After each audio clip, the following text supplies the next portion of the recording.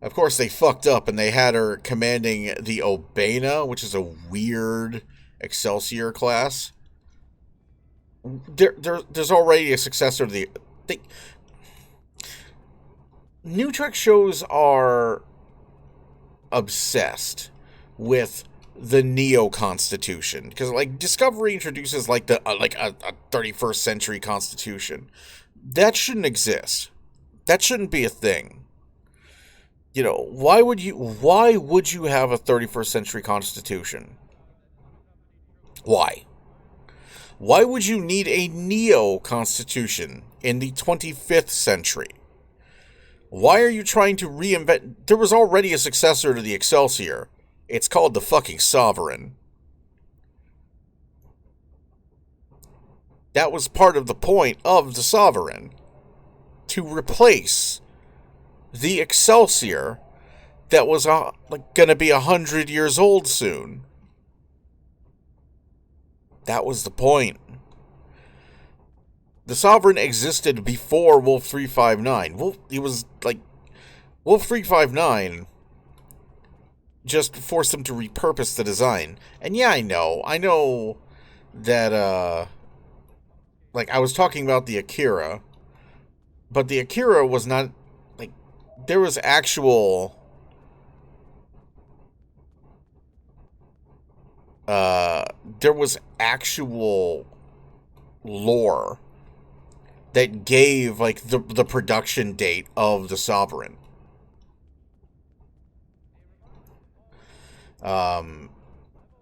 So it's different. So So, this was a ship that was already in development, and then Wolf 359 happened, and they went, "Oh, okay, we're going to repurpose this." I think that the original stat sheet so when you went in theaters to see Star Trek First Contact, first of all, they tried really hard to hide the Enterprise E. They never showed it in the trailers. But you got spoiled on what it looked like if you went to the theaters, because they had just these placemats on the trays that was the cutaway of the Enterprise E, and it had all of these vital statistics on it. I remember stealing one of those to use as a poster at home.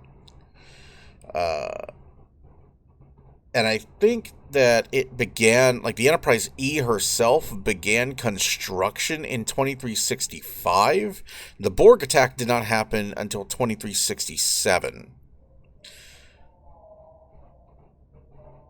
So there was, right from the get-go, there was already, the ship was already existed. This was, when they're referring to the next class of Starship in Next Gen, when they refer to the warp design and such, the Sovereign is what they're talking about. What happened here? Who did this? Well, the ship was experiencing some difficulty, and we made this adjustment hoping that it would work. It's curious.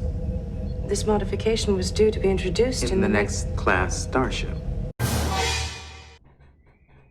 In fact, can we look at the Sovereign real quick? Is that correct? Hang on, I gotta check that. Yeah, that's the wrong registry. It should be 73811.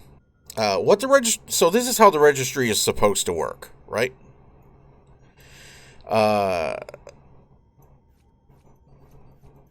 Did I pass the galaxy? I think I passed the galaxy. Exploration refit. Galaxy.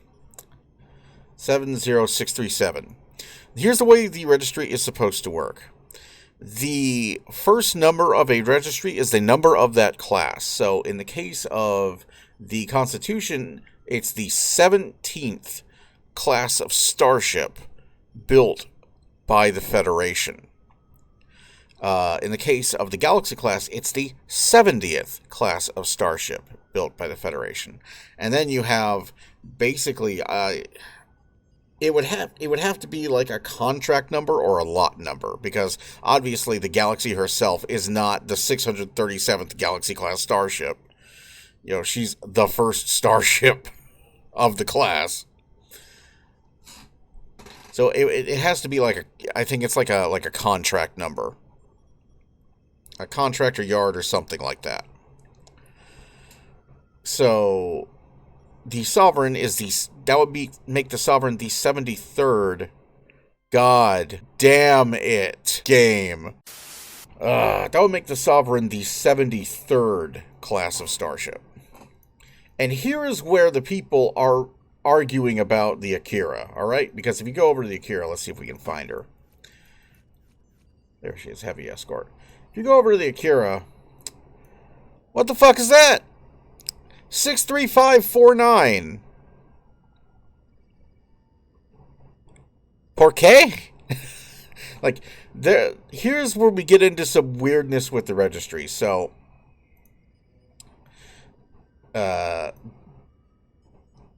so that's I-1E. So that's just another ship. 73620. Again, not the right registry, but this is the point where where the whole, like, consistency with the registries went out the fucking window. USS Olympic 58550. So this should be, by the time Next Gen began, this would be an old ship. This would be like 2350s, 2340s maybe even. And this would be 2350s by the registry. And that's where the argument is coming from, where people are like, well, the Akira was clearly like an older vessel. And if you're going by the registry, like, that would make sense. Like, but the problem is the numbers on the registries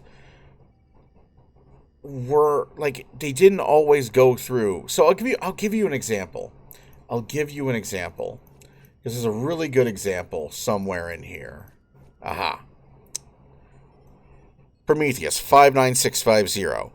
Obviously, this ship was a prototype during the Dominion War.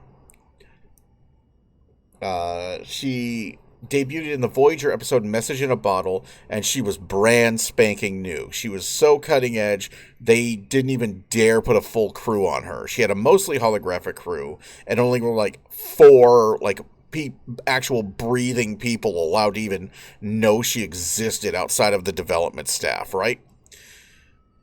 Until she got captured, because they only put 4 people on board the ship, because Starfleet are run by a bunch of morons, but we're walking. Anyways. Now, clearly, this registry would put it, like, at the end of, like, the 2340s or 50, or 2340s. Hang on a minute. This ship, was being developed during the fucking Dominion War. So what's going on? Well, the czar for these ship registries was Michael Okuda, and he would often present, when it came to the physical models, he would often present appropriate registries, like a series of appropriate registries for the time period that ship was from, right? But here's the problem, is the effects companies that did once they removed the visual effects, they didn't always get that memo.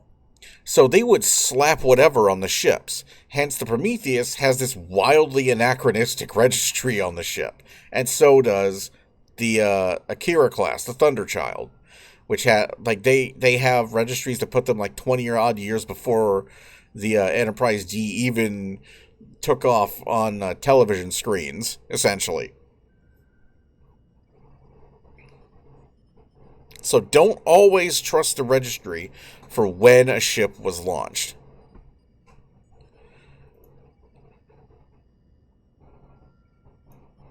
The Luna class, here we have Titan.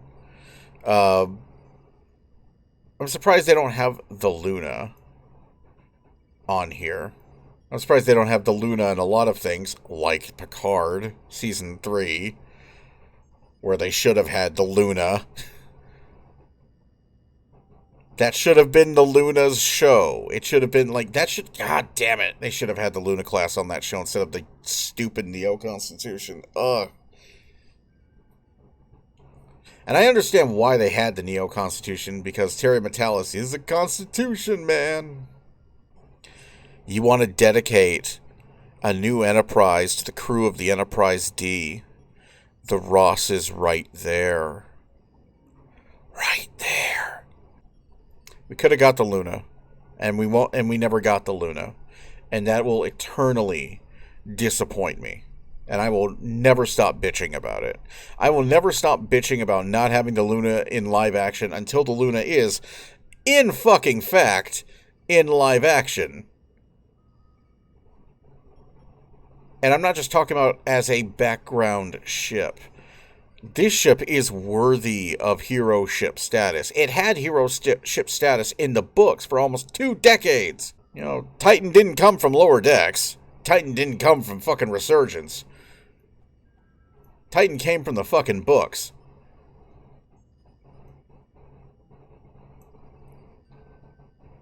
Ugh. Let's run another one.